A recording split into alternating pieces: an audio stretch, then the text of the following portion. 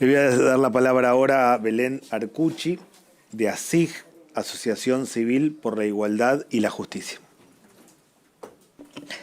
Bien, bueno, en primer lugar, muchísimas gracias por la invitación a esta comisión. Yo soy Belén, coordino el programa de derechos de las personas con discapacidad de ASIG y estoy junto con Eduardo, que es abogado del programa. En ASIG, desde hace 10 años casi, realizamos un análisis del presupuesto bajo el enfoque de derechos, observando si los recursos son suficientes o insuficientes para garantizar diversos derechos reconocidos y de nuestras áreas programáticas. Así que esta reunión justo sucede en el marco del análisis que estamos realizando del presupuesto. Vamos a presentar algunos datos vinculados al presupuesto para el año 2025, que algunos ya los han mencionado, y algunas cuestiones sobre el contexto en el que se está dando este debate presupuestario. No sé si está la presentación.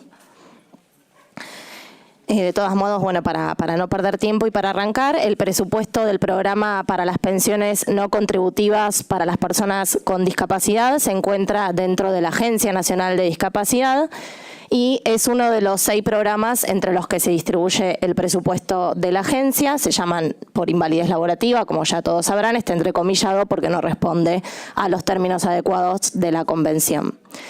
Bien, los hallazgos más importantes que observamos al analizar el presupuesto para el programa de pensiones no contributivas que administra la agencia es que los recursos caen en un 39% en términos reales con respecto al presupuesto vigente en 2024. La aclaración de términos reales es que actualizamos todos los datos por inflación para poder hacer comparaciones y tomando la propia inflación que estima el gobierno para el año próximo caería en un 39%. Si la inflación es mayor, esta caída puede también ser mayor. Esto significa que comparando con los recursos que se ejecutaron en el 2023, que fue el último año que hubo un presupuesto aprobado por el Congreso, se acumularía una caída del 47%, ya que este año ya se observa una caída del 14% de los recursos con relación a los ejecutados el año pasado.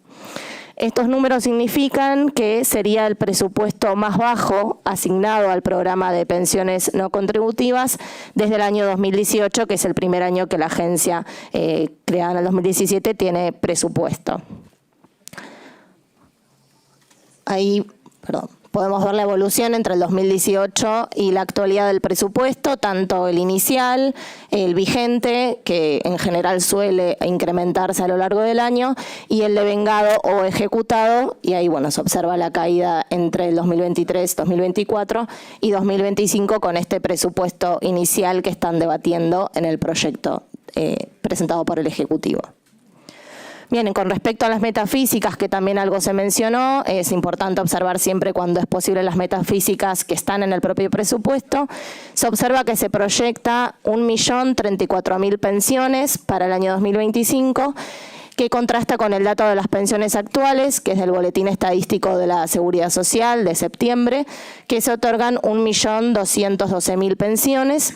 Esto entonces asume que para el año que viene va a haber una disminución de casi 180.000 pensiones, que son el 15% de la cantidad de pensiones actuales, algo que nos preocupa muchísimo por todas las personas que pueden quedarse sin este ingreso que es fundamental para garantizar derechos. Y algunas cuestiones cortitas para compartir el tiempo es que, vemos alguna inconsistencia entre la caída de los recursos proyectados y la caída en las metafísicas. Hay algunas explicaciones de esto, puede ser que se subestimen los recursos y que van a tener que aumentarlos eventualmente, que caiga el valor real de la pensión, también si cae en términos reales puede explicar esa caída, o que la caída en las metafísicas va a ser mayor de la estimada y van a recortarse mayor cantidad de pensiones que las que estima el propio presupuesto. También es importante mencionar que el presupuesto de las pensiones es casi el 74% de todo el presupuesto de la agencia, que explica por eso la caída en pensiones, la caída del presupuesto para la agencia, que es del 30%, que también es el presupuesto más bajo desde el 2018. Y sí hacer un comentario sobre los recursos del programa de atención médica a los beneficiarios de pensiones, que es el incluir salud. No se observa una caída, sino que habría un aumento del 15% para el año próximo.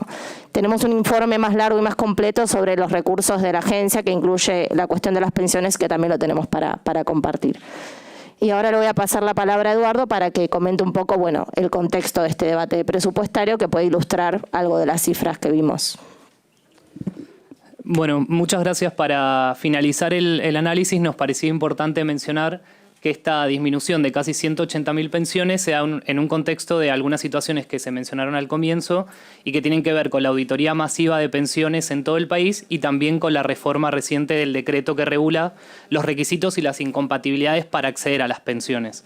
En relación con la auditoría, a muchas organizaciones que presentamos inclusive una nota a la Agencia Nacional de Discapacidad, más de 100 organizaciones de la sociedad civil, manifestando nuestras preocupaciones en términos de accesibilidad, de falta de ajustes y de apoyos en el proceso de auditoría y que implica justamente que muchas personas con discapacidad no puedan participar de este proceso de manera efectiva y adecuada. En particular, como todos saben, la citación se está enviando a través de una carta documento. Esta carta documento carece de información relevante para participar de la auditoría. Por ejemplo, tiene formulaciones genéricas en términos de que las personas tienen que presentar documentación médica, pero no indica qué documentación se tiene por válida, si tienen que actualizar los certificados que en algún momento ya presentaron a la agencia para tramitar la pensión o ANSES, o si tienen que acceder a nuevos certificados médicos o de tratamiento.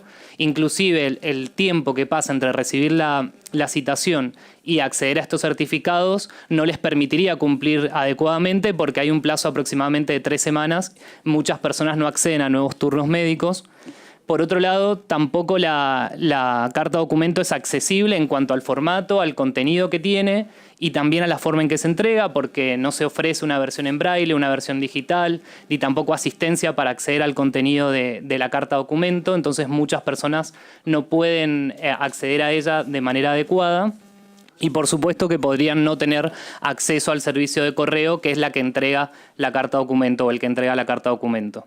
Por otro lado, tampoco se contemplan medidas de accesibilidad durante el procedimiento de la auditoría. No se brinda asistencia e intérpretes a las personas que acceden a una oficina administrativa que no está preparada en términos de accesibilidad para recibir a personas con discapacidad. Esto se puede comprobar fácilmente porque es acá muy cerca donde se está citando a las personas. Y además, una cuestión particularmente grave y que se vincula con la reforma del decreto y que tiene que ver con que la carta documento le anuncia a las personas la suspensión de la pensión si no acceden a ella. Y esto justamente es grave porque se instalan requisitos en el nuevo decreto que tienen que ver con la inasistencia o la no recepción de la carta como posibles suspensiones. Y por último, para cerrar, lo que se mencionaba al comienzo y mencionaba Amalia también, la gravedad de retroceder a la redacción original del decreto con algunas leves modificaciones, porque se reinstala el modelo médico en cuanto a la capacidad laborativa. Diferenciar personas válidas o inválidas para el ámbito laboral es profundamente discriminatorio. Por otro lado, se establece no tener vínculo laboral, lo que hace que entonces el Estado no compense estos gastos adicionales que mencionaba Amalia y que está obligado a compensar en cuanto a los servicios que las personas con discapacidad pagan de manera más onerosa que el resto de las personas o aquellos que requieren especialmente.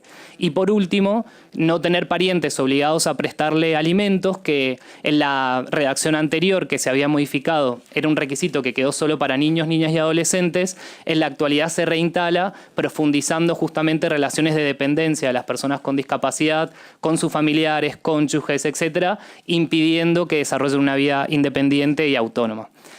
Así que bueno, esto complementa un poco la situación y da a pensar justamente que muchas personas van a perder en el proceso de auditoría la pensión porque dejaron materialmente de cumplir con los requisitos por los que se la habían otorgado y muchas otras no van a acceder a la prestación. Actualmente hay 500.000 personas aproximadamente que están en trámite de acceder a la pensión y que pueden justamente no acceder a ella por la reforma del decreto.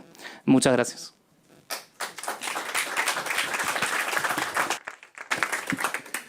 Gracias, Belén y Eduardo. Le voy a dar la